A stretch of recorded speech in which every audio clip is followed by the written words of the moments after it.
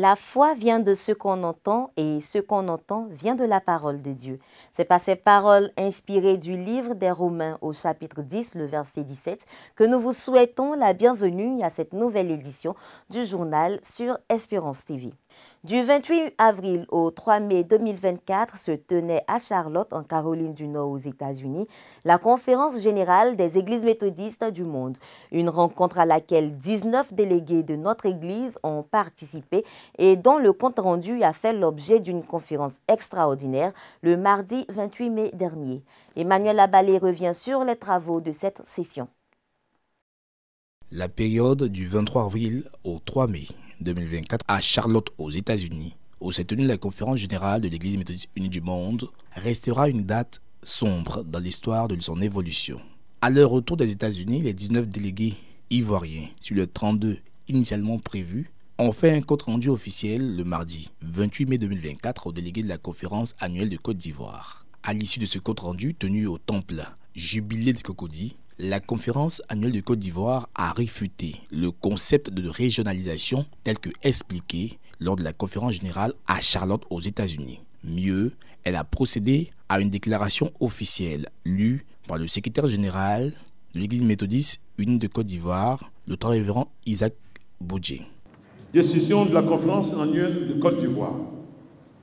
Au terme de notre analyse, il ressort, par motif de conscience devant Dieu et devant sa parole, autorité suprême en matière de foi et de vie, que le nouveau profil de l'Église méthodiste unie sorti de la conférence générale 2020 reportée, se démarquant des Saintes Écritures, ne convient plus à la conférence annuelle de Côte d'Ivoire.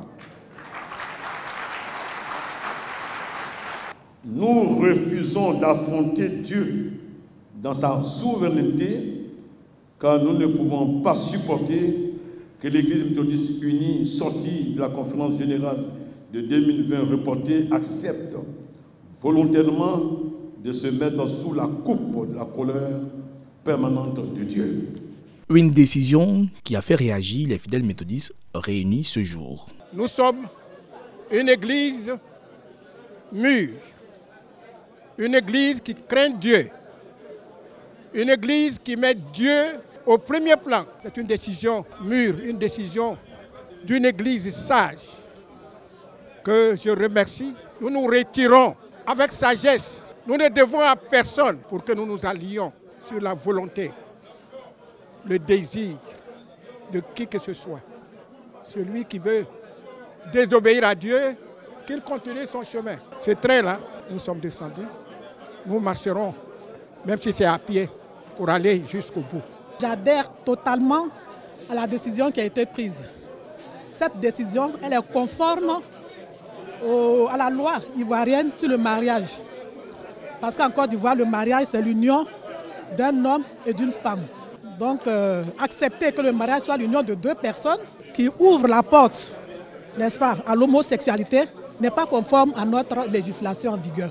C'est pour cela que je suis tout à fait d'accord, vraiment, en toute conscience, en toute responsabilité, avec la décision qui vient d'être prise par la conférence de l'Église méthodiste unie, qui va certainement changer de nom.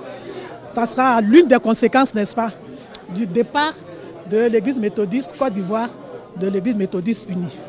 Donc ces conséquences-là, nous allons les étudier plus tard et les soumettre à la conférence. Depuis la dernière fois, quand on s'est retrouvés ici pour la dernière conférence, avant que la délégation ne parte à Charlotte, quand on est reparti à nos bases, nos fidèles nous ont beaucoup questionnés et on leur a dit de rester tranquilles et que dès que la délégation va revenir, on aura la suite.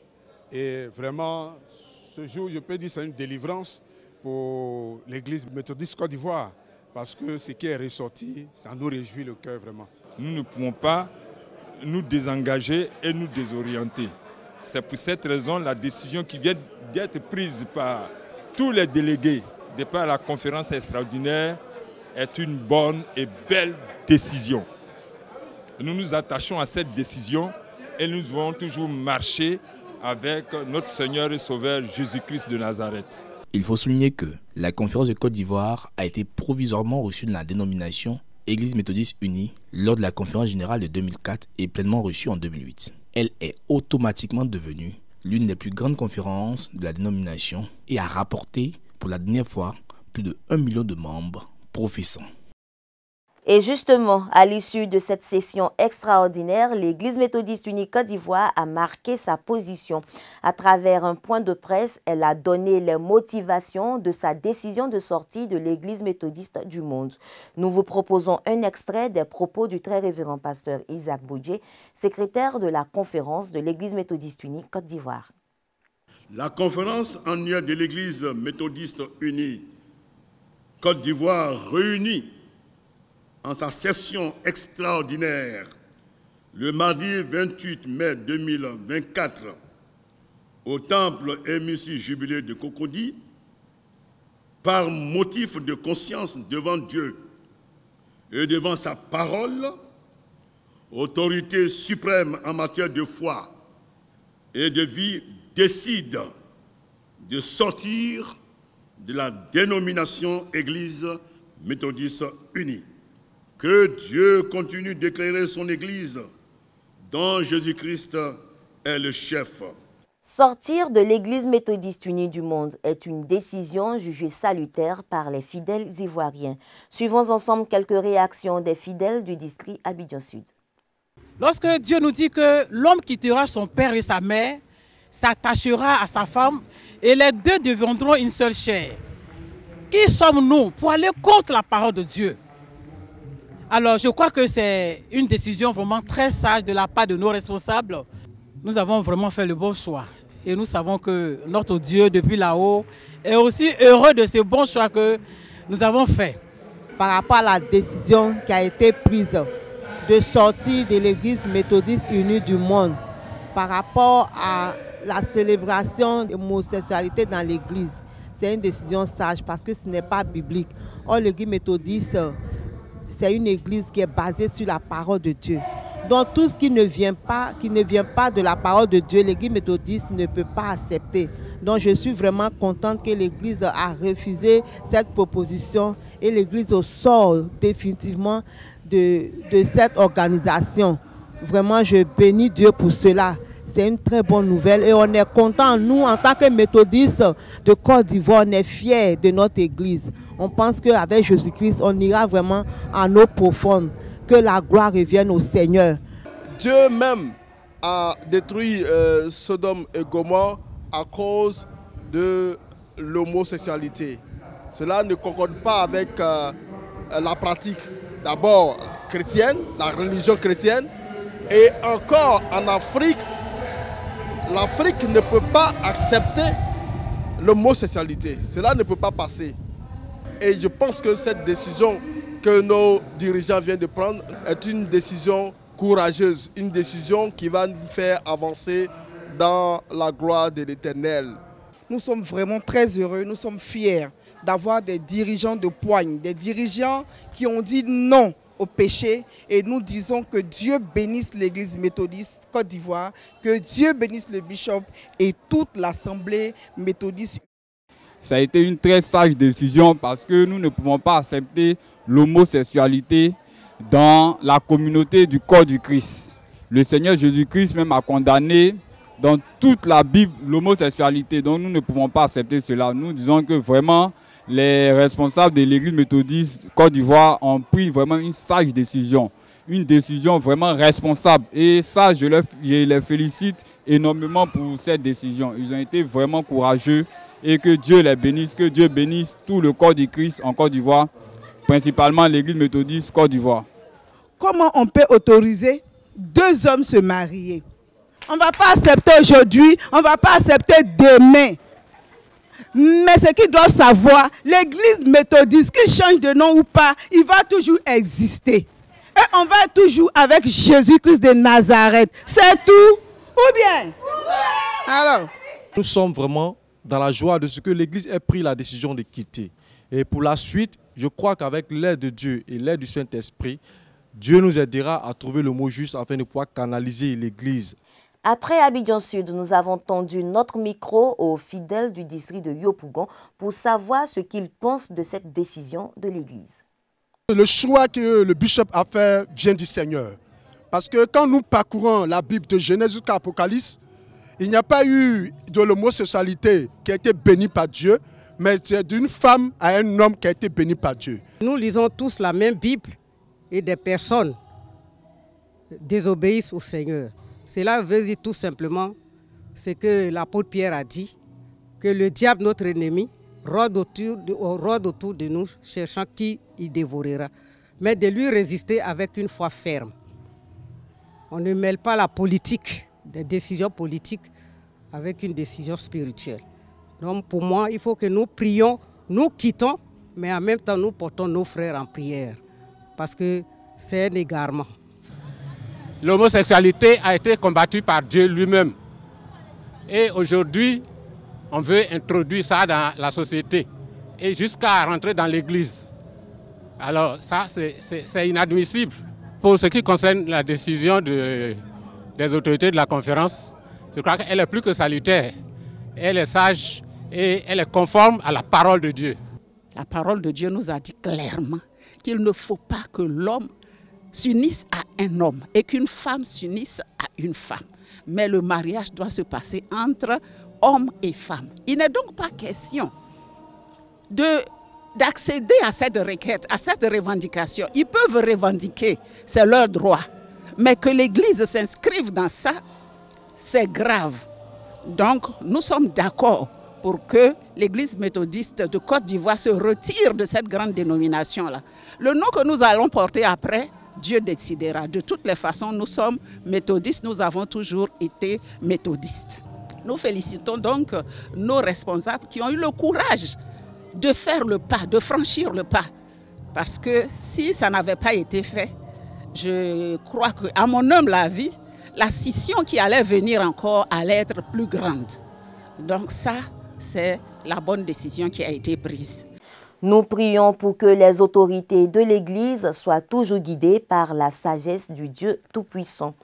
Nous abordons un autre chapitre dans cette édition. Pour bien bâtir, il n'est qu'un fondement et pour réussir, il faut un roc puissant. C'est fort de ces paroles que l'association Les Amis de l'Asepsi veut matérialiser son projet de construction d'un bâtiment R+2 pour servir de résidence universitaire. À cet effet, un culte de mobilisation de fonds a eu lieu pour aider à atteindre cet objectif. Emmanuel Abalé nous en dit plus. C'est une rencontre de qualité à laquelle a été conviés les pionniers, les doyens, les amis de l'association chrétienne des élèves étudiants protestants de Côte d'Ivoire le samedi 25 mai 2024 au temple Jubilé de Cocody. Ces personnalités et cadres au service de l'Église et de la nation veulent asseoir un projet de construction d'un bâtiment R+2 dans la ville d'Adiaké pour laisser un héritage aux jeunes générations, mais bien plus, financer les activités de la dite association. À ce culte de mobilisation, l'objectif était de recueillir 50 millions de francs CFA, d'où la nécessité d'entretenir les personnes présentes sur le thème « Qu'as-tu et que demandes-tu ?» thème traité par le révérend pasteur Rufin Mobio.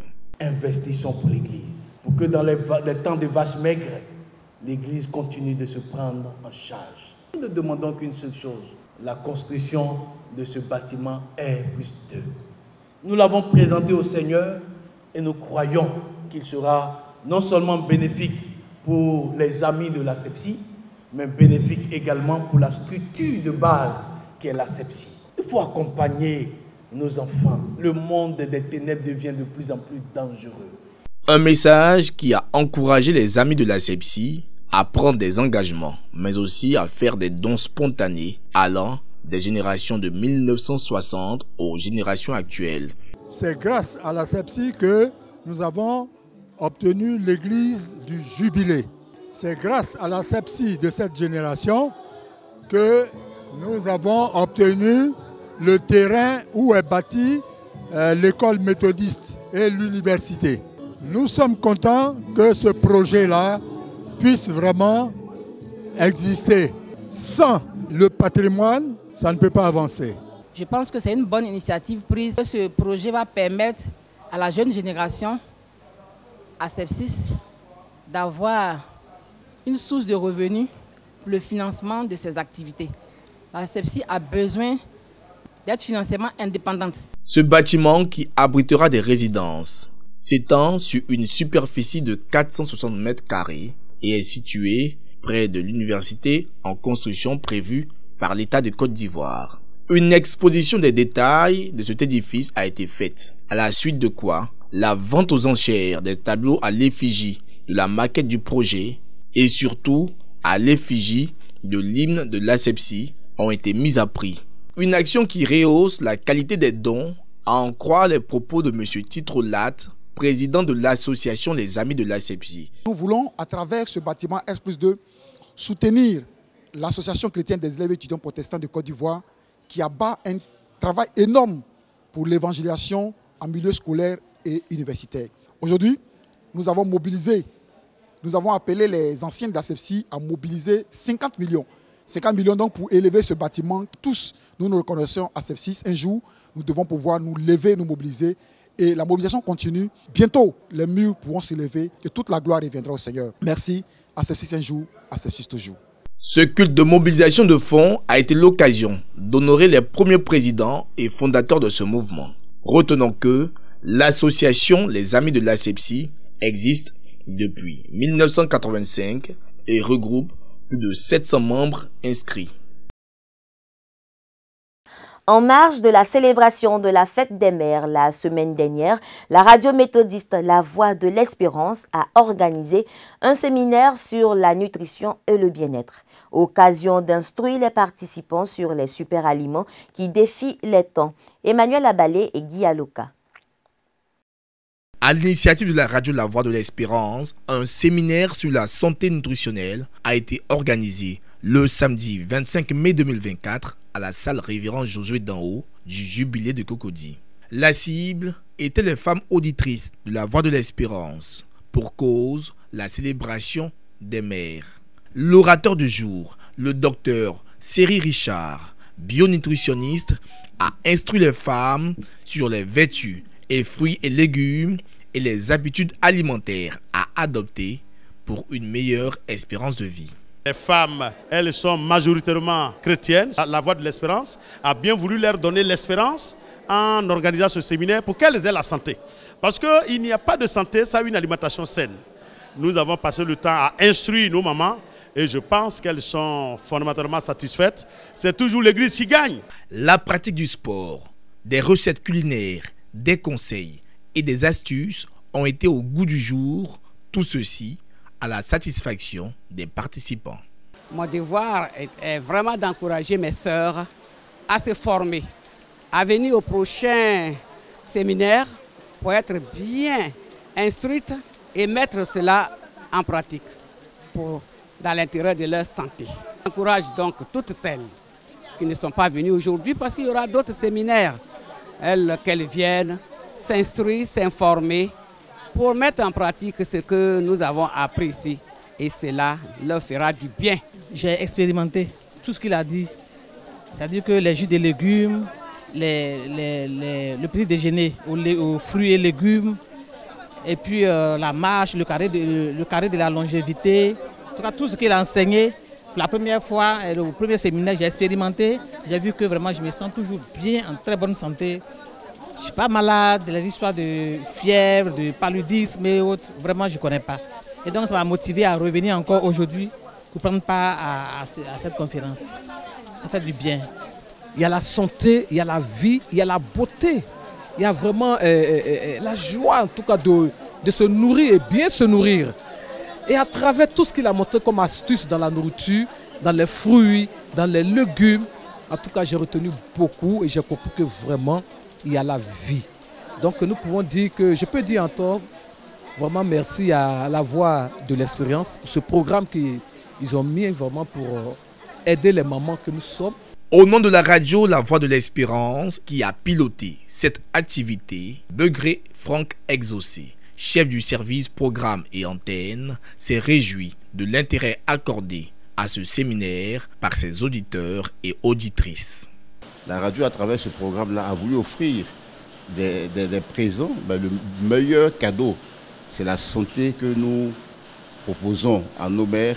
Et vous avez vu qu'elles n'ont pas manqué d'effectuer le déplacement. Elles sont venues participer au point où il était difficile même de terminer le programme parce qu'il y avait encore des engouements, il y avait des personnes même qui venaient jusqu'à la fin.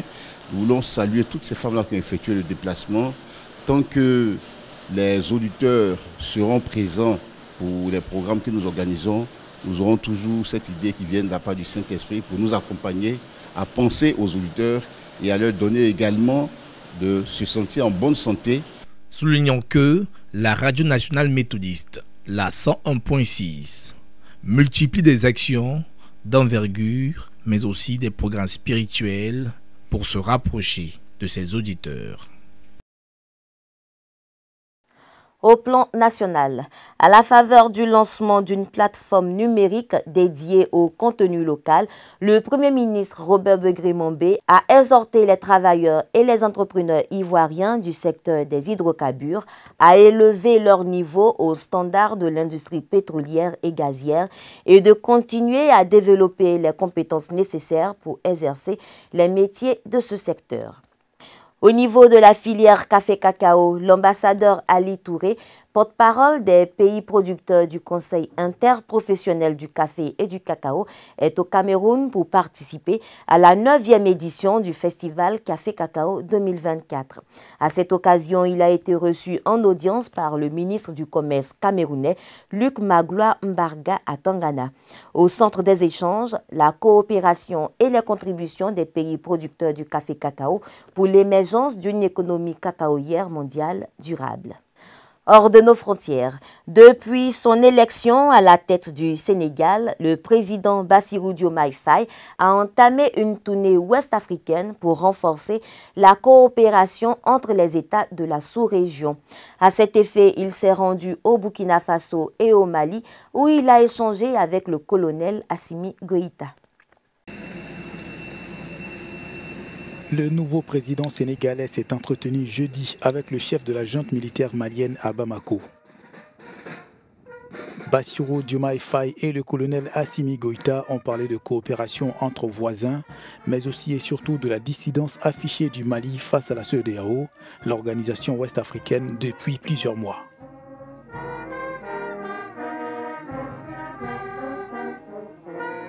Nous avons aussi parlé de la question de la CEDEAO. Comme vous le savez, le Mali est membre des États de l'Alliance du Sahel. Ceux qui ont suivi mes déplacements dans les différents pays de la CEDEAO m'ont entendu prêcher cette bonne parole-là. Je me suis évertué à en échanger longuement avec le colonel. J'ai compris la position malienne qui, quoique rigide, n'est pas totalement inflexible. Mais nous pensons que, en tout cas de mon point de vue, nous pensons que nous devons continuer à travailler avec toutes les parties prenantes, ne pas se décourager de trouver des issues heureuses qui nous permettent de renforcer l'intégration. Il s'agit pour Diomaye Faye de la première étape d'un périple qui le conduira au Burkina Faso, un autre pays qui forme avec le Mali et le Niger l'Alliance des États du Sahel. Les trois États sont dirigés par des militaires auteurs de coups d'État. Une bonne nouvelle dans cette édition, les résultats du concours d'entrée à l'ISTA, l'Institut supérieur des théologies d'Abadjan-Doumé, sont connus. À l'issue des différentes étapes, seuls 13 admis ont été retenus. Il s'agit des frères et sœurs Akouncho Sylvain, Amian Bro Félix, Amouovi Lambert, Anor Anouba Brice Judicaël, Cablan Christian Armel, Kwasignamien Pierre, Macagnon Sepi Arthur, Nguesson Gaël épouse Begré, Nkayoche Agnès, Ntakpe Kwadio Shadrach, Tano Lasme Maxime Emmanuel, Thieu Serge Amon Fabrice et Agbodo Joseph Cesse. Nous adressons nos vives félicitations à tous ces heureux admis qui viennent grossir les rangs des pasteurs de l'Église méthodiste unie Côte d'Ivoire. Et c'est sur cette belle note que s'achève cette édition. Nous sommes dans la semaine nationale de la mission et cette année, c'est le district missionnaire de Boaké qui a été retenu pour abriter les activités de la Société des missions méthodistes. Merci de nous avoir suivis. Le programme continue sur Espérance TV.